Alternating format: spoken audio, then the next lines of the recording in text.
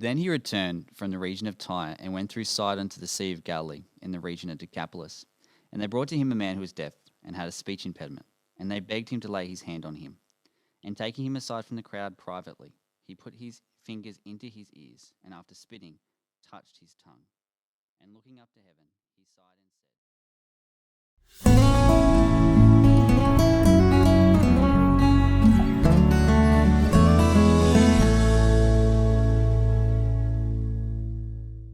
All right, let's try again. This is our third or fourth attempt to start this podcast. I don't know why, but Pastor Ashley has got the giggles today. That's all right. We're persevering. It's been a really exciting week, and it's a big week. It's a milestone that we've accomplished because we're halfway through the reading plan. You're halfway through. Yeah. I really find that things have kind of ramped up. Jesus has been introduced. He's doing a lot of traveling. He's doing a lot of preaching. Yep. We're seeing a whole lot of crowds, a whole lot of enthusiasm. But I think what we're going to see is from this point to the end of the book, we're going to see things kind of ramping up. Jesus is going to Jerusalem. Jesus, is going to death on the cross. Like all these things are starting to happen now. Yeah. And I think so. The first half of the book is looking at a few years, but the last half of the book is looking at like months. Yeah. No, that's actually a really good point. Mm. And at the end of this week, so next week, when we start next week, you'll see a whole different pivot that Mark makes. We're coming to the end of what Jesus has been trying to do from the beginning of his ministry. Mm. And so he's like, okay, step one is done. Yes. Let's move to the next. And so next week we're going to be moving. But this week, there's been some really neat insights and things that I have been thinking. The Spirit's been kind of convicting me of in my own personal life. But let's start with verse 31 of chapter 7. Jesus heals a deaf man. Yes. Anything jump out at you in this? What were some things that you got out of it? I guess it's probably an overarching theme for the study that we've had this week.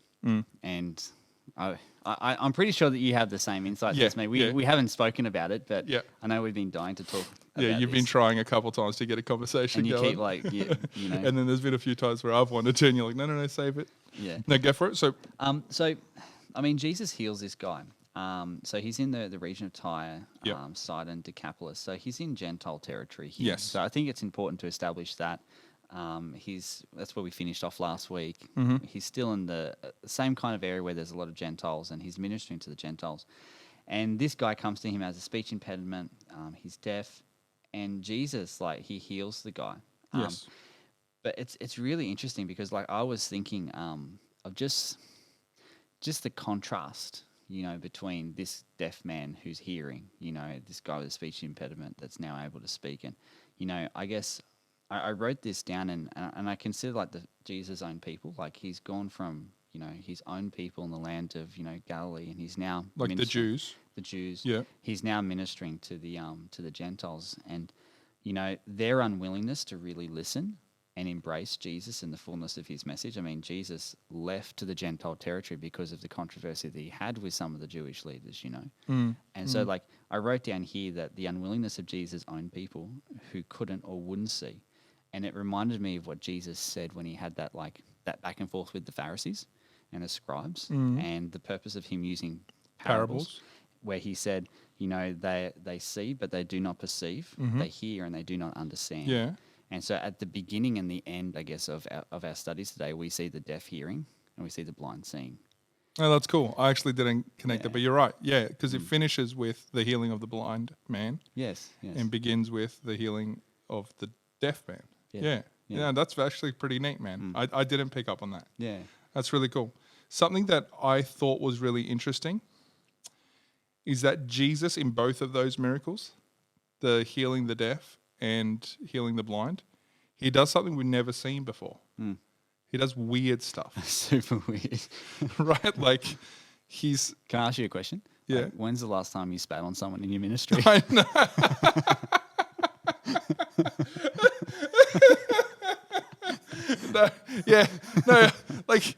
This is reading it. You're like, that's actually a little gross. It's disgusting, man. It's gross. And then he does it with both of them, right? He does something kind of peculiar. He does something weird. And I did have question marks as to why did he need to put his fingers in his ears? Why did he? other times we've seen just Jesus lay a hand on them or say it and things are happening. Did you have any kind of insight as to why he went about it this time or not? You just thought, I have no idea. Apart from the fact that, he's doing this amongst Gentiles. So I'm thinking, well, maybe they just had some weird stuff. local customs. I don't know. Yeah, look, honestly, on this, I do have question marks, but I haven't found the answer as to why did he go about doing it this way. I did also find it interesting that in both cases, there's so many parallels between the healing of the deaf man and healing of the blind man. Well, I think we should probably talk about. Yeah, let's jump to the blind man as well because. Okay. Yeah, let's do that. No. You obviously want to say something. Go for it. Well, I mean, let's just talk about it in a preliminary sense because I want to kind of dive into it more. There. Yeah, I mean, in both of these instances, we see Jesus spitting. Yeah, And but the other thing I was going to say is in both instances, the people who brought them to Jesus don't get to see it happening. Takes them out privately. Yeah. That was interesting, right? And then there is a kind of this theme of don't tell anyone. Yes. And yet at the end of this, I actually love how it's worded there in verse 36. But the more he charged them, the more zealously they proclaimed it. Yeah, I highlighted that as well. Yeah, and there's just, I don't know, there's something in human nature, eh? Yeah. It's like if you really want people to spread it, tell them not to. Yeah, it kind of comes across that way, right? It's irrepressible. It's interesting, like what they also said, like he has done all things well.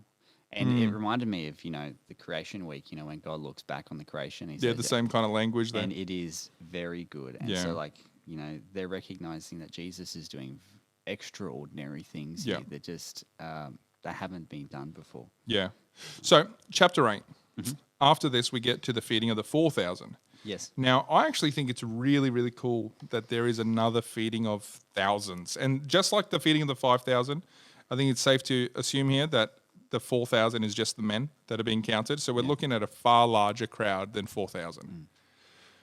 Now, the reason why I was excited about this when I came across it is because last time I was left with questions of what did I miss in this feeding of the 5,000 miracle? Because in the very next story, when Jesus was crossing the sea, he's telling them, if you understood that miracle, you wouldn't be feeling the way you feel right now. So it's like, oh man, they missed it.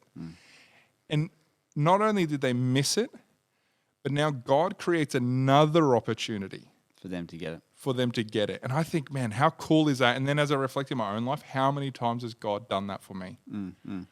Where he brings me to a situation to learn something and I don't learn it. And he just keeps bringing you back and to then the I same find place. myself in the same situation. Yeah. And I don't learn it. You also see, like, this is just separate, but like Peter, for example, he has the choice to confess Jesus or deny Jesus. And the Bible mentions that it was around a fire that he denies Jesus 3 times. And then after Jesus resurrects, when he calls Peter back into the fold, the Bible specifically mentions it's around the fire. It's like he brings us to the same place and gives us the opportunity to catch what we missed previously. Yeah. And I saw Jesus doing this here. I'm like, hey, this is so neat from God to say, okay, I've done this and that's amazing, but you missed something very important. Yes. So this is round 2. Let's see if you'll catch it this time. And I still don't think they get it this time. I don't either. Like Jesus says, hey, he talks about the leaven of the Pharisees and the Herodians. We'll get to that shortly. Yeah. But something that jumped out to me, like this is still Gentiles territory and stuff. And so it's interesting that the crowd is here again. And we're constantly seeing the crowd. And Yes. I guess Jesus' care and concern for the crowd. He doesn't just see them as masses, but he sees them as people. And he doesn't desire to get anything from the crowd. He instead desires to serve the crowd. To give, yes. And what I love with Jesus and how he ministers and how he works and just the lessons that we can get for ministry and for our lives is Jesus doesn't esteem anybody as more important than anyone else. He shows no partiality. There's no favorites with him. Yep, no prejudice. And it says that he has compassion on the crowd. Yes. Just the same as he had compassion on the crowd when he was in Galilee. And he saw them as sheep without a shepherd. And so what he feels towards his own people is what he feels towards the Gentiles. And it's interesting. It's like communicating that there's about to be a significant shift in the history of humanity where those who are on the inside are now going to be welcomed into the those on the outside are going to be welcome to the inside. And I think that this is this new family that Jesus is about to introduce to humanity. I also kind of think though, like that being on the inside has often been misinterpreted as being better or more special. Yeah. But the reason God chose the Jews, Paul tells us in Romans, what benefit there is there to being a Jew then? He says, well, to them who committed the oracles of God. So in other words, there was a chosen people, but not because they were better or more special, but rather they were the ones that God chose to minister to the others and bring everyone else. And so being chosen or being the in group did not mean the in-group excludes the out-group, but rather the job of the in-group is to reach everyone else. There's a missional purpose. Yeah, and so we see with Jesus, although he was a Jew and though he came for the lost sheep of Israel, he was modeling what that was meant to look like, and that was reaching the world and being a witness to the world of God and not keeping the world from that God. Yeah, and it's like, I wrote down here, like, Jewish rejection does not mean God's rejected you. And so, like, Jesus' ministry amongst the Gentiles, like, well, you may think that you have been rejected by the Jews or the nation, but God hasn't rejected you. He's come to you and he's ministered. And the practical application of that is, how many times have you studied with people where they felt rejected from a church? Yeah. And they've equated that to God viewing them the way they do? Yes. But if there's anyone listening and you've been hurt by church or by people, we all have. But that doesn't reflect how God considers you. Exactly. And I think how Jesus treated everyone reflects how God thinks of you. Yeah. And I mean, just the parallels with, with this story with the feeding of the 5,000, and I was thinking, like, we had a board meeting the other day, and there was a number of really cool insights that were shared. And some of the insights that were shared, like, and we'll give credit to some of the people, I guess, but as we were reading, there's different versions. And so someone was reading from the New King James. And so when it talked about them being in a desolate place, in the New King James says, the wilderness. And it reminded me of the children of Israel as they were wandering through the wilderness, and God fed them manna, bread that he gave. And Jesus is doing the same thing in a desolate place in the wilderness. At the point of hungering desperation. Yes. And it's just like, hey, this is a new Exodus that's about to start. Except the difference is these guys were not whining and complaining and saying it'd be better to leave, but they were sticking around nonetheless. Yeah. Like, there's this great That's a cool desire. connect. Yeah. That's a cool connect. I actually found also that I really appreciate it says like that Jesus had compassion, but then he gives a reason why. Yeah. And says, because they have been with me now 3 days and have nothing to eat. So there's a reason for his compassion. Yeah.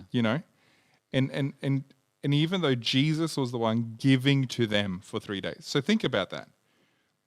They're there getting from Jesus for 3 days. What's more exhausted, being ministered to or ministering? Ministering, for sure. So if this is their state after 3 days, what was Jesus's? Yeah. And yet he doesn't say, look, I've been giving enough. I need time away. But he's like, no. We got to make sure that we take care of them, because I don't want anyone to come under any catastrophe on their way home. Yeah. It's actually another thing that, like, just to add to that, it's like when Jesus ministers to them, he actually involves them in that whole process. It's like, how much loaves and fish do we actually have? Yeah. And so he actually uses what they have to minister to them. Yeah, well, we had board meeting this week, and for devotions, we actually kind of went through that day's reading, and it was this. And one of our board members, Melanie. Yeah, all right, we're giving shouts out, Mel. Yeah. She actually shared, like, this is the creator of the universe. He can make something from nothing, but he doesn't. He says to disciples, what do you have? How many loaves do you have? And that's just how God is. Even though he can do it on his own, he's willing to use what we can bring and involve us in that. Yeah, it's such a cool point. It was awesome. Yeah. It was awesome. So he leaves the Gentile region, he comes back, and the Pharisees now begin to argue with him. Like, it's just polar opposites, just this, like, his acceptance in these foreign lands. He comes back home, and the first thing that happens when he gets back home, it says the Pharisees came and began to argue with him, seeking from him a sign from heaven to test him. Yeah. Can I just make one more point on the loaves beforehand? Speaking of, like, him involving us. Yeah. They gave all that they had. Yes. And what they gave was 7 loaves. But when that ministry was finished, what were they left with? abundance 7 baskets yeah. full. So like they gave 7 loaves, and for every loaf they get, they got a basket full in return. And often in ministry, you can feel like you're giving too much, yet when it all settles, you've received way more than you've given. Yeah, that's cool. Do you know what I mean? Yeah. It's like, man, I'm too weary. I need to be rest. I need to be healed. I need to be, but you like minister to others, and when that's all settled, you're actually far more ministered to, Yeah. than you were before what you had. You know? Yeah, yeah. You Yeah. receive way more than Way you more. possibly ever could have given. Way more. Yeah, yeah. Yeah, for sure. That's cool. All right. So yeah, the Pharisees come. Yeah, it's just interesting, just the polar opposite. Well, here's the thing that I kind of found really interesting, right? He comes to this area and he does no miracles. It's like, I think up to this point, it's the first place where he comes to a new place and doesn't do a miracle. There's been times where he was able to do a little bit in his hometown, or for example, with the Syrophoenician woman, like she's the only one, and then he moved to the next place. But this is the first place where he doesn't do anything. And I think it's because that's how the Pharisees approached him, right? They approached him with doubt and no faith. Yeah. So it's interesting that those of us that have been reading through this, you'd be well aware, Jesus spent the majority of the early part of his ministry showing signs to the scribes and Pharisees and healing people, and they rejected it. With all these Gentile stories that we're hearing, they weren't asking for signs. They were asking for help. Yeah. And there's a difference between Jesus helping someone miraculously or feeling the need to prove himself miraculously. And these guys were coming with the mind of prove yourself. Yeah. And yet they were in desperate need of help. So they weren't asking for him to help them. Yeah. They were putting themselves as the ones who can help him. Yeah. Prove yourself. And they're putting themselves in a place of authority. Prove yourself to us. Yes. Like we're the standard that determines whether you are what you claim to be. And Jesus very clearly says, no sign will be given to this generation. In other words, there was a generation before you and they rejected me. And this now, after that moment, no sign to you. And I guess as well, it comes to a place where it's not going to make any difference whether he does any more signs or not. Like you received enough of a revelation, Yes. that you've seen all that you need to see. Yeah. It's interesting what I found towards the end of this, when Jesus talks to them, he says, why does this generation seek a sign? He says, truly I say to you. Now, the last time Jesus said, truly I say to you, do you know when it was? It was when Jesus was dialoguing with the Pharisees about the unpardonable sin. Oh. You know? Okay. And so he talks about Yeah, direct connection to the he's unpardonable bringing sin. that. He says, truly I say to you. So it's like Jesus is like, again, just reiterating, you have resisted me. You have, Yes. and I tell you an emphatic truth here, Yes. that I haven't turned my back on you, but you've turned your backs on me. And this is you're continuing down this pathway of hardening your heart. And this is the theme, you know, that runs through all these stories. It's the hardening of the heart of the Pharisees, and it's their unwillingness to see, and it's their unwillingness to hear. But it's not just the Pharisees that are at risk of this. It's also the disciples. Of course, because it's not national, it's not racial, it's not class, it's what you do with your free will. Are you softening your heart and choosing to follow what you know, or are you building your pride and rejecting what you know? Yeah. And then you have the Gentiles who are living in ignorance, and then you have the people in the Jewish lands that are living in truth or claiming to have this knowledge of truth. It's very, very difficult to harden your heart when you're living in ignorance, Because you just don't know. you just don't know. You haven't rejected it. But when you're living in the truth and you know the truth, And you've rejected that. Yeah. It's very, very easy to harden your heart. Absolutely. Yeah. Interesting. Verse 14 after this, it says, now they had forgotten to bring bread. Yes. There's something about bread, and the disciples say, and they only had one loaf with them in the boat. Now, just before, what was God able to do with 7? Multiply it, feed 4,000 plus. So if he was able to feed thousands with 7, surely he's got a dozen covered with 1. Yeah. But he cautioned them, saying, watch out and beware of the leaven of the Pharisees and the leaven of Herod. Now, leaven, we should probably explain in Bible, is yeast, but that's all consistently throughout Scripture. That's used as a symbol for sin, right? It can be the sin of waiting, or just how sin permeates, right? Just you add a little bit of yeast to the bread and it permeates through that whole bread. So sin, you add a little bit and it permeates through. And so he's warning him. He's saying, listen, don't buy this doctrine of theirs. Don't get into this sin of theirs. Beware of their leaven, the yeast. And then he says, and they began to discuss with one another the fact that no one had bread. They're missing the point. They fully missed the point again. Fully missed the point again. And Jesus, aware of this, said to them, why are you discussing the fact that you have no bread? He's like, what's wrong with you? Why are you talking about this? Do you not yet perceive or understand? So don't miss this. He showed them this amazing thing with bread, crossing the water. They're acting the same way as the very first time he sorted out the storm. Yeah. And he's like, man, are you serious? If you got the miracle that I did with bread, you wouldn't be this way. Yeah. He brings them around to it. And now they're crossing the sea and they're like, oh, bread. Oh, why don't you have the bread? He's like, dude, be careful of the doctrine of the Pharisees. Oh, but the bread, why don't you? And he's like, what are you talking about bread for? Yeah.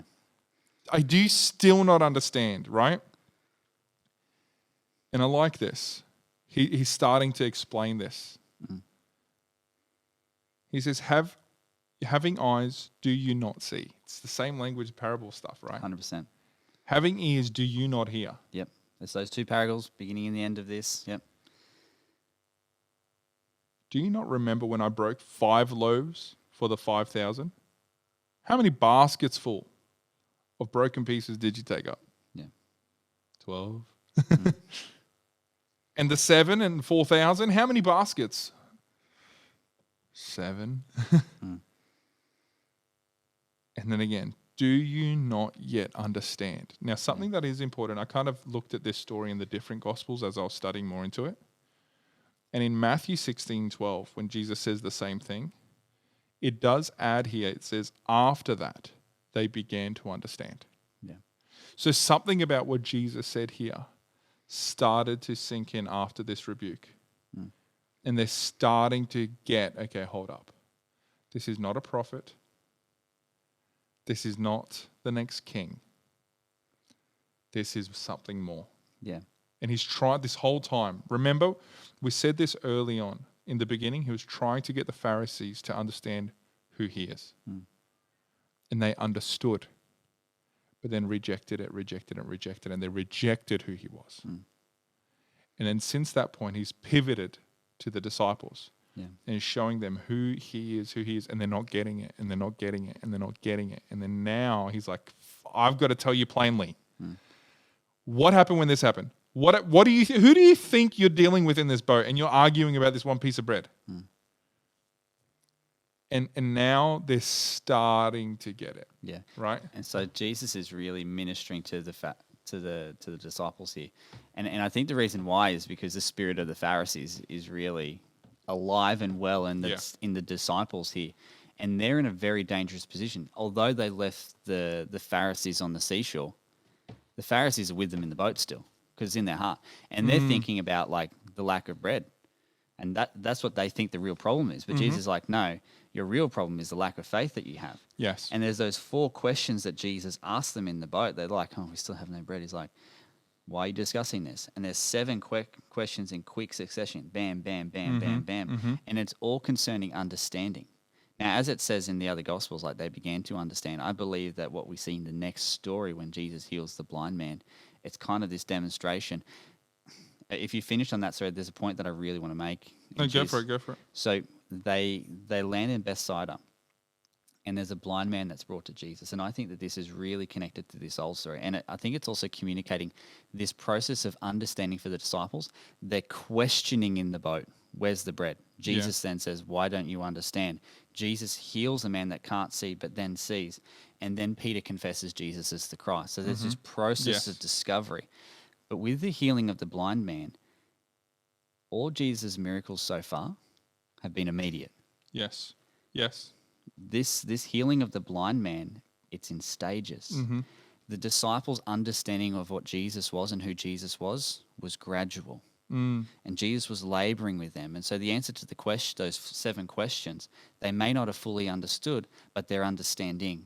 Yes. And I think with discipleship, there are times where, where things do make sense, and then there's other times where a lot doesn't make sense. Absolutely. But as we journey with the Lord, we begin to understand more. We and start more. to see like trees. Yeah. And then over time, we can start seeing clearer. And I think it was a lesson to the disciples, like, you're only seeing men as trees now. Yeah, that's good. But there will come a time where you see things clearly. Yep. And there's this gradual kind of revelation. Yes. Um, And so 27, yeah. this kind of also affirms that they had started to begin understanding. Yes. That doesn't mean they understood what he was about, Mm. what he was trying to accomplish. It's just the who question. And so he addresses it specifically and says to the disciples, "Who do people say that I am?" Yeah. And they told him John the Baptist, and others say Elijah, and others one of the prophets. Yeah.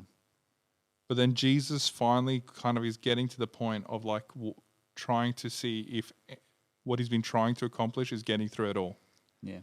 But who do you say that I am? Yeah. And then finally he hears the words. Not, you're a prophet. Not, you're someone sent from heaven. Mm. You are the Christ. Yeah. And then he says, don't tell anyone. Yeah. But it's interesting, like Jesus says, okay, what are others people saying? I want you to share with me what their confessions are. Mm. And these are like, they're great affirmations. Yes. Elijah, et cetera, et cetera, et cetera. And then he pivots and says, what about you? And so he gets them to share what others think. He's now, okay, now what do you think? And then they testify to who he is. Now it's interesting, like when you look at Mark so far, like a lot of people have recognized Jesus. You've got the unclean, you've got the Gentiles, you've got the demons. Mm-hmm. But this is the first time that you see the disciples openly declaring it. Yes. So they've been with Jesus this long. Yes. And now they're finally starting to see the picture. And when Jesus said to them after he told the parables, seeing, you don't perceive, and hearing, you don't understand. Now they're starting to see. Yes. Now they're starting to understand. But they've still got a long way to go, because in a couple of verses, Peter's going to say, Jesus, you're not going to go to the cross. And Jesus is like, yeah, I am. And he fully rebukes him. And so they're starting to get some of the puzzle, but the picture isn't fully there for them yet. Yeah. And I think, though, we'll see just like he did with the Pharisees, where he first showed them who he was and then was inviting them, and they rejected that. Jesus is now not finished, but, got to the point where they know who he is, but they still have no idea why or what he's about or what, like they know who, but that's kind of it. And they don't even know much about what the purpose of the who is. Yeah. And so from next week, Mark, this is kind of a tipping point for Mark. Yeah. Because Jesus pivots from trying to show who he is to teaching what his mission is and why he came and how he is going to be able to change the world and set us all free. Yeah. Yeah. And I think the challenge from this week's study is really the challenge of seeing and hearing and believing and understanding what Jesus has to say. From the very outset of our study this week, we were confronted with a deaf man. Yes. He couldn't hear. The very end of the study, we're confronted with a blind man.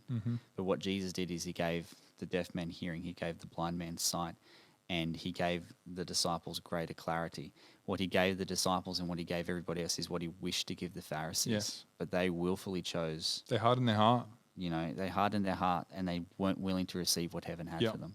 And I think there's some real lessons for us in all of this, And ever since that point that they hardened their heart, the only time they ever come to Jesus is to challenge him, not to be with him. Exactly. Yeah.